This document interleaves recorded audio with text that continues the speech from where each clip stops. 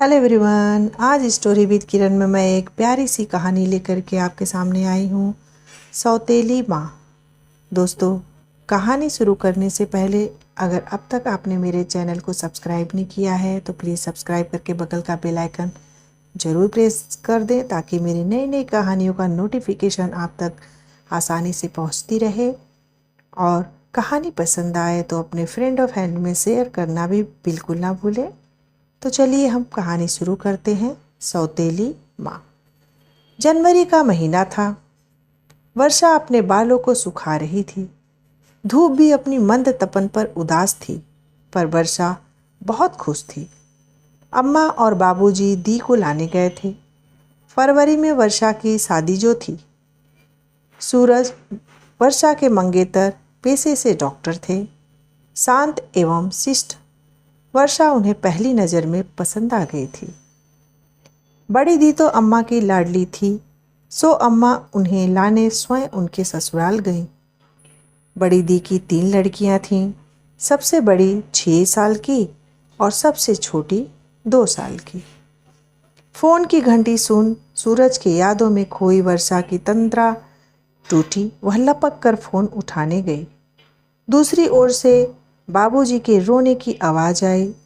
वर्षा कांपते हुए पूछी कि क्या हुआ बाबूजी?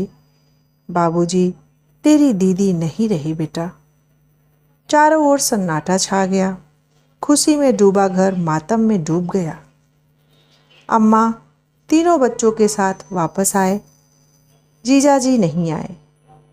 छोटी दिन रात वर्षा के सीने में लगी रह अपनी माँ को तलाशती रहती। बड़ी नीति और नेहा गुमसुम रहती। सूरज भी अक्सर फ़ोन कर हालचाल लेता रहता। शादी तो 1 साल के लिए टल गया था, पर दोनों घंटों बातें करते। 3 महीने बाद अचानक दी की सासू माँ आई। बच्चों को बहुत प्यार किया। फिर अम्मा को बोली कि हम तो अपने बेटे और बच्चों को यूं उदास नहीं देख सकते, इसलिए जतिन की दूसरी शादी के बारे में सोच रहे हैं। बेटे को पत्नी और बच्चों को माँ मिल जाएगी। माँ चुपचाप उन्हें देख रही थी। अभी बेटी मरे 3 महीने भी नहीं हुए और शादी की बात। वर्षा चुप रह ना सकी और बोल पड़ी, आप बच्चों की सौतेली माँ लाने की बात कर रही हैं? दी की सासू बोल पड़ी, बच्चों को सिर्फ माँ चाहिए, अपना और सौतेला कुछ नहीं होता। वर्षा गुस्से में उठकर चली गई। छोटी को चिपकाए आसमान में पक्षियों को घर लौटते देखने लगी। दीदी की सासू माँ तीनों बच्चों को लेकर चली गईं। अम्मा का रोते रोते बुरा हाल था। 2 दिन बाद ही नेहा और नीति का फ़ोन आया कि बड़ी माँ खाना नहीं देती और अपनी बेटी के सारे काम इनसे ही करवाती हैं। दादी भी कुछ नहीं बोलती हैं उन्हें। तभी छोटी के रोने की आवाज़ के साथ फ़ोन भी कट गया। बच्चों के रोने की आवाज़ ने वर्षा को विचलित कर दिया। उसने तुरंत जतिन को फ़ोन किया और जिस जीजा से वो बात तक करने से कतराती थी, उन्हें खूब खरी खोटी सुनाई। वर्षा हाँफ रही थी। कितना बोला उसने जतिन को। सुबह सुबह वर्षा को तैयार देख अम्मा ने पूछा, कहाँ जा रही हो? बच्चों को लाने जा रही हूँ, वर्षा ने माँ की ओर देखे बिना बोला। छोटे को ले जा, अम्मा बोली। तभी गेट खुलने की आवाज़ आई। दी की सास लगभग दहाड़ते हुए वर्षा को बोली, तुमने जतिन को क्या बोला जो वह शादी से इनकार कर रहा है? मैंने कुछ ऐसा नहीं बोला, वर्षा ने जवाब दिया। और हाँ, आप दी के बच्चों के लिए सौतेली माँ लाना चाहती हैं। क्या दादी नानी के रहते सौतेली माँ का क्या काम? दी की सास ने चिढ़कर बोला, तुम तो बड़ी सयानी हो, तभी तो सलाह दे रही हो। तुम्हें इतनी तकलीफ हो रही है तो तुम क्यों नहीं बन जाती इनकी माँ, सगी माँ? वर्षा और अम्मा दोनों उन्हें देखती रह गईं। वर्षा आंगन में बैठी हुई थी, ख्यालों में खोई कि दी की सास ये क्या बोल गई।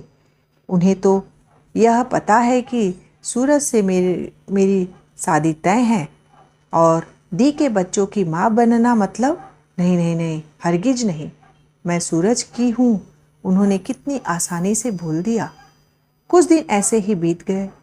एक दिन वह बाबूजी को चाय देने गई तो उसने अम्मा को कहते हुए सुना कि दी की सास तो सही कह रही थी, क्या मौसी माँ नहीं बन सकती? तभी बाबूजी क्रोध में बोले, नहीं, बिल्कुल नहीं, एक बेटी पर मैं दूसरी बेटी को कुर्बान नहीं कर सकता। वर्षा खुशी से चाय देकर चुपचाप लौट आई। सुबह से वर्षा खुश थी। आज बाबूजी रवि के घर वालों से जल्दी शादी की तारीख लेने वाले थे। अम्मा भी तैयार हो रही थी। तभी फाटक खुलने की आवाज़ आई। ये क्या, दामाद जी आप? अम्मा बोली। वर्षा ने देखा जीजाजी तीनों बच्चों के साथ खड़े थे। छोटी वर्षा के पास जाने के लिए रोने लगी। नीति नेहा पहले ही मौसी में जा चिपकी। नेहा ने जीजाजी के गोद में से छोटी को ले लिया और छोटी ने सीने में लगते ही वर्षा को पहली मातृत्व का एहसास हुआ। अब उसने नेहा और नीति को भी अपने में जोर से लगा लिया। मातृत्व के इस एहसास ने वर्षा को एक नए रूप में परिवर्तित कर दिया। वो बच्चों को लेकर दी के ख्यालों में खो गई। दी उसकी बड़ी बहन कम और छोटी माँ ज़्यादा थी। सभी भाई बहनों की वो माँ बन जाती थी। उनके भरोसे छोड़कर अम्मा अपने मायके ससुराल भी घूमाती थी। दी अत्यंत सुंदर और गुणवान थी। हम सभी भाई बहनों में जान बसी थी उनकी, और वो पहली नज़र में जीजाजी की जान बन गई। वर्षा को याद आया कि जब दी की विदा हुई तो अम्मा बाबूजी ने 2 दिन तक कुछ खाया नहीं। मायके जैसा ही प्यार उन्हें ससुराल में मिला। आज उसी दी के बच्चे अनाथ के समान ददिहाल ननिहाल के बीच झूल रहे हैं। वर्षा ने देखा बच्चे सो रहे थे। नीति के गालों पर आंसू के बूंद अभी भी चमक रहे थे। वर्षा कमरे के बाहर आई तो देखा अम्मा बाबूजी और जीजाजी चुपचाप बैठे थे। वर्षा भी चुपचाप वहीं बैठ गई। किसी के पास कहने को कुछ ना था। रात में भोजन पर भी सन्नाटा था। वर्षा के दोनों भाई भी चुप थे। बच्चों के साथ वर्षा जब सोने गई तब 4 साल की नेहा बोल पड़ी, मौसी अब हम वहाँ नहीं जाएंगे, हम आपके साथ ही रहेंगे। बड़ी माँ बहुत मारती है और हमसे काम भी करवाती है। वर्षा ने अचरज से पूछा, फिर छोटी को कौन संभालता है? सब नीति दी करती हैं, नेहा ने जवाब दिया। नीति अपनी बड़ी बड़ी मेरी दी जैसी आंखों को झुकाए बैठी थी। एक 6 साल की माँ को देख वर्षा की आंखें भीग गईं। उसके नन्हे हाथों को जब वर्षा ने अपने हाथों में लिया तो नीति के सब्र का बांध टूट गया। वह फूट फूट कर रोने लगी। अम्मा भी आवाज़ सुनकर दौड़ी चली आईं। बाबूजी और जतिन भी आ गए। तभी नीति ने ऐसी बात कह डाली कि वर्षा पर मानो बिजली गिर पड़ी हो।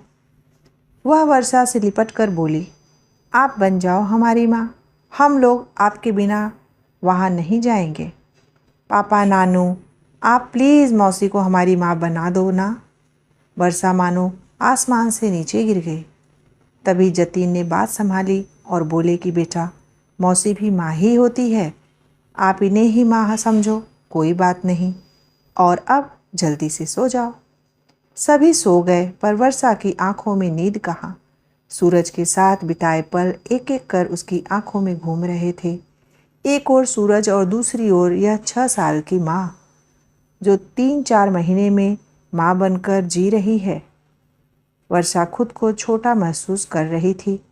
सुबह वर्षा की नींद नीति के आवाज़ से खुली, मौसी माँ चाय। वर्षा ने मुस्कुराते हुए उस छोटी माँ के हाथों से चाय ली। चाय पीकर वो बाहर बरामदे में आई तो देखा जतीन बापूजी से गप मार रहे थे। अम्मा रसोई में कुछ बना रही थीं। बड़ी अच्छी खुशबू फैल रही थी। नेहा छोटी के साथ खेल रही थी। तभी बाबूजी बोले, आओ बेटा बैठो हमारे साथ। वर्षा पास में ही बैठ गई। तभी जतीन बोले, वर्षा तुम्हें मेरी मम्मी की बातों पर ज़्यादा ध्यान नहीं देना चाहिए, हम सब तुम्हारे साथ हैं। वर्षा जतीन को देखती रह गई। दी कहती थी कि वे बड़े खुशनसीब हैं क्योंकि उन्हें जतीन जैसे सुलझे व्यक्ति मिले हैं। वर्षा नहाने चली गई। शाम को सूरज का फ़ोन आया पर वर्षा ने नहीं उठाया। बाहर बहस की आवाज़ सुन वर्षा बाहर आई पर अपना नाम सुन दरवाजे पर ही छिटक कर रुक गई। दी की सासू माँ और ससुर जी बाबूजी को समझाने में लगे हुए थे और मज़े की बात है कि मेरी अम्मा भी उन लोगों का साथ दे रही थी। जतिन आसपास कहीं नहीं दिखे। वर्षा उल्टे पांव अपने कमरे में लौट आई। तभी नीति आई और बोली, हमें कोई माँ नहीं चाहिए। फिर वह छोटी गोद में लेकर बैठ गई, मानो वही उसकी माँ हो। वर्षा ने प्यार से उसका सर सहलाने लगी पर दोनों ही चुप थीं। शाम को जतिन के आने पर नीति ने वही बात जतिन से कही और कहा, पापा हमें कहीं नहीं रहना, आप वापस हमारे घर पुणे चलिए। जतिन वर्षा की ओर प्रश्न भरी नज़रों से देख रहे थे। वर्षा बाहर आ गई, जतिन भी बाहर आ गए। वर्षा ने पूरी बात बताई। जतिन बोले, मम्मी भी हाथ धोकर पीछे पड़ी हैं, मुझे नहीं करनी शादी, मैं अकेले काफ़ी हूँ अपने बच्चों को संभालने के लिए। कुछ ही दिनों में ही वर्षा और जतिन की अच्छी दोस्ती हो गई। जतिन भी खुश रहने लगे।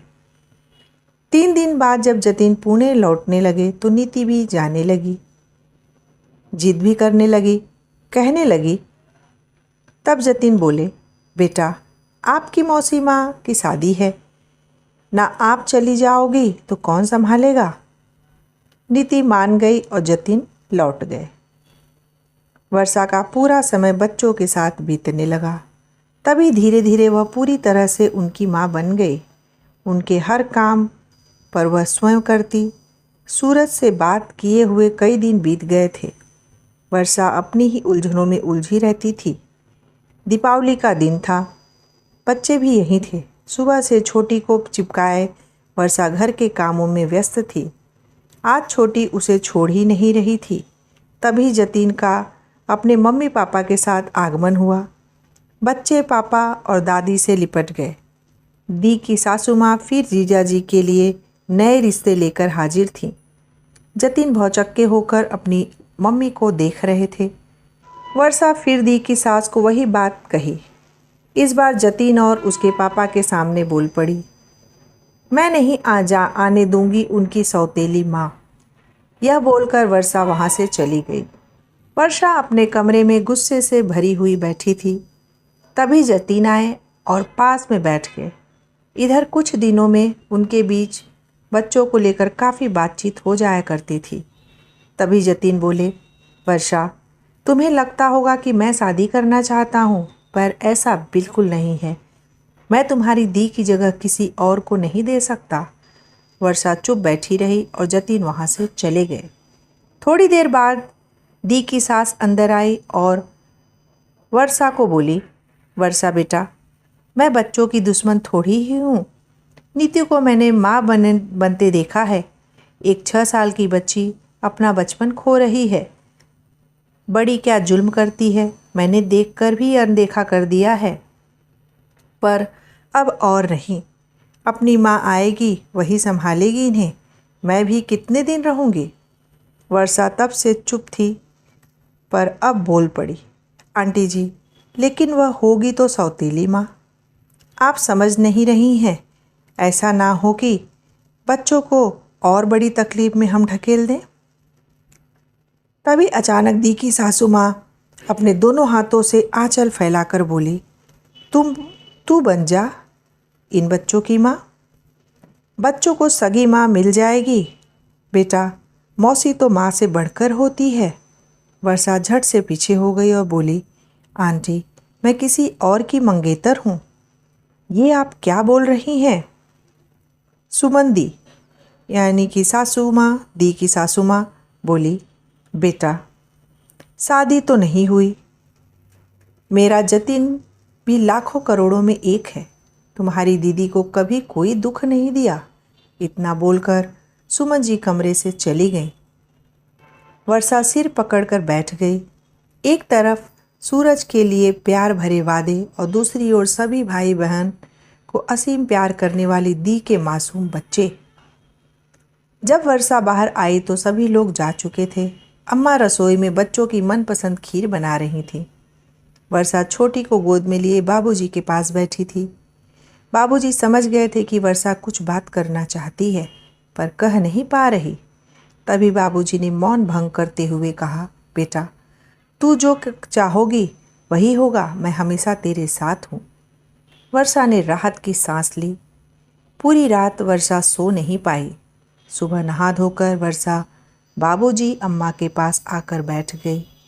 बाबूजी ने पूछा, क्या बात है बेटा? बाबूजी, आप सूरज के परिवार वालों को मना कर दें। मैं बच्चों को नहीं छोड़ सकती।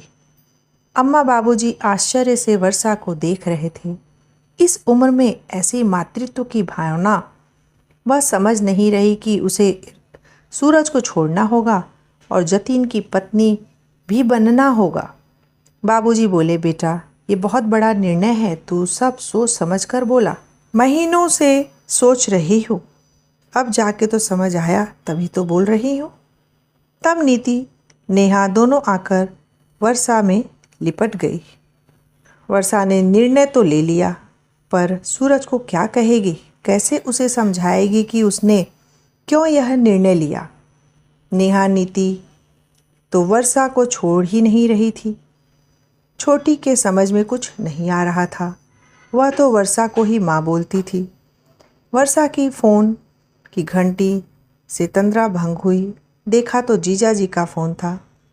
वर्षा ने फ़ोन उठाते जतीन ज़ोर से बोले, तुम क्या पागल हो गई हो? तुम मुझसे शादी करोगी? तुम्हें पता भी है कि तुम मुझसे कितनी छोटी हो? दूसरी बात ये कि तुम जानती हो कि मैं तुम्हारी दीदी की जगह किसी को भी नहीं दे सकता। बोलते बोलते जतीन हाँफ रहे थे। वर्षा ने धीरे से कहा, जीजा जी, आप शांत हो जाइए। मैं सिर्फ बच्चों की माँ बनूंगी। शादी ज़रूर आपसे करूंगी, पर मुझे दी की जगह नहीं चाहिए।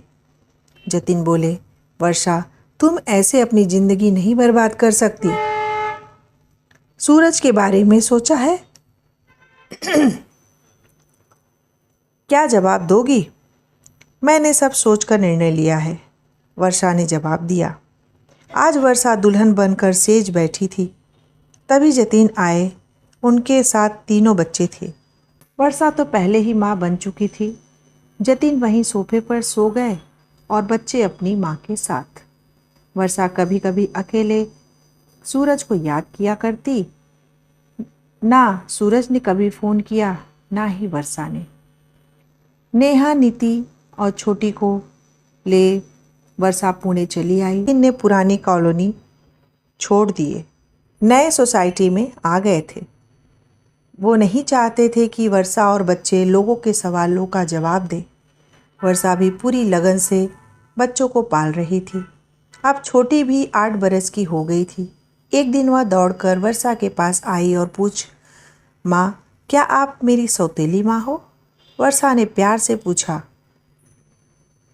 अब ये तुम्हें किसने कहा? नीचे शर्मा आंटी को एक आंटी बोल रही थी। वर्षा ने सुमन जी की बात को दोहराते हुए बोली, माँ तो बस माँ होती है, सगी सौतेली नहीं। छोटी दौड़ते हुए खेलने चली गई।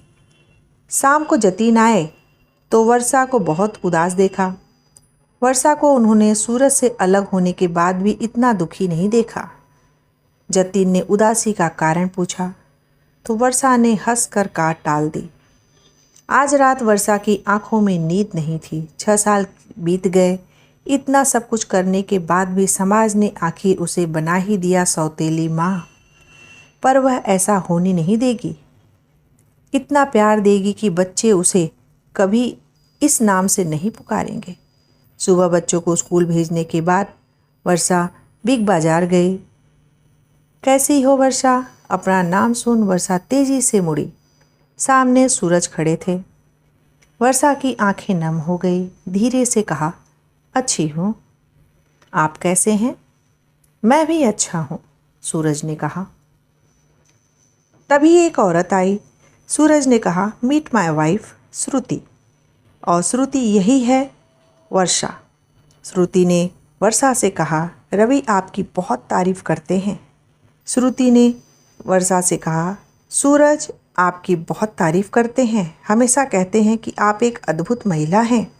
इन्होंने आपको बहुत चाहा था और आप इसलिए इन्होंने आपके निर्णय का सम्मान किया था। मैं इन्हें पाकर धन्य हूँ। इन्होंने मुझे सब बता दिया था और मैं इनके हर निर्णय का सम्मान करती हूँ। आपसे मिलने की तमन्ना थी, वो भी पूरी हो गई। एक बेटा है, उसका नाम भी हमने रवि रखा है। मैं अभी आती हूँ, उसे लेकर वह उधर खेल रहा है।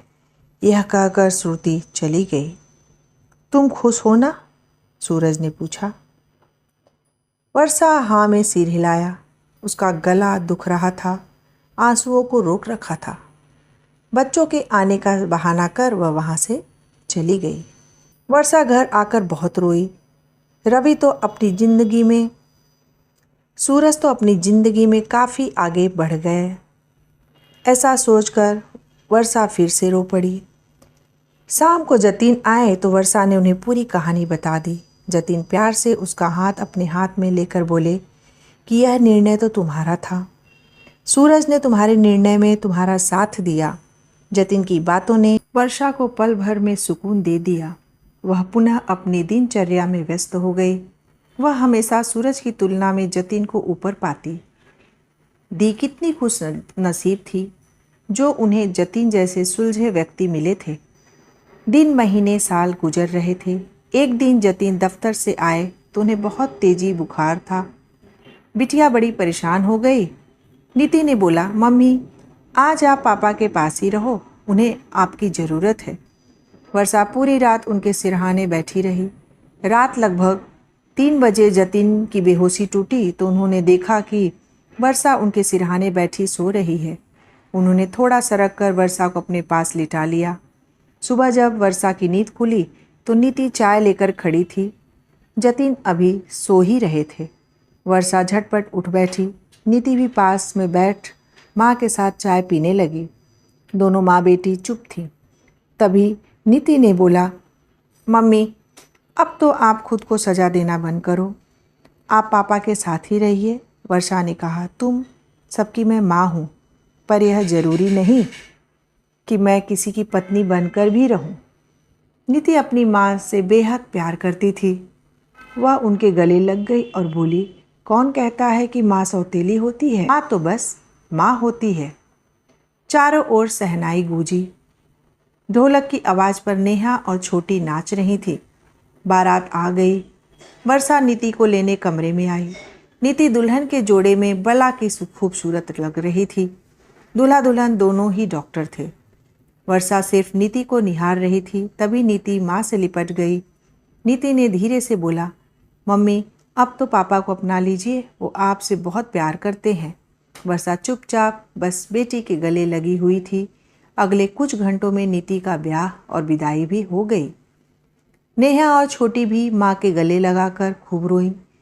2 दिन बाद नेहा और छोटी भी अपने कॉलेज लौट गए।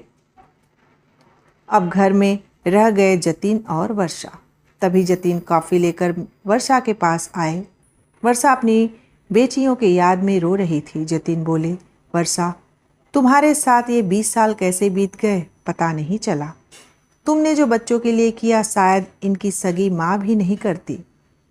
वर्षा ने जलती हुई आंखों से जतीन को देखा और बोला, अपने भी बना दिया मुझे सौतेली माँ।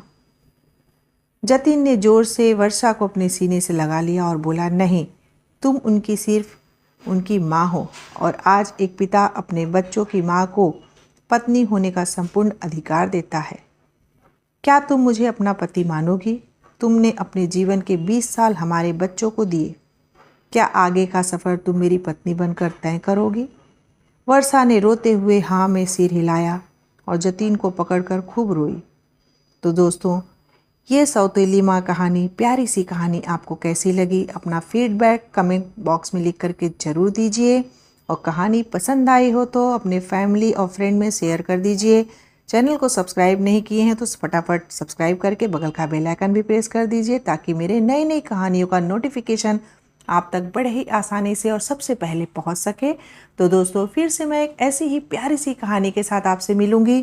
तब तक के लिए टाटा बाय बाय।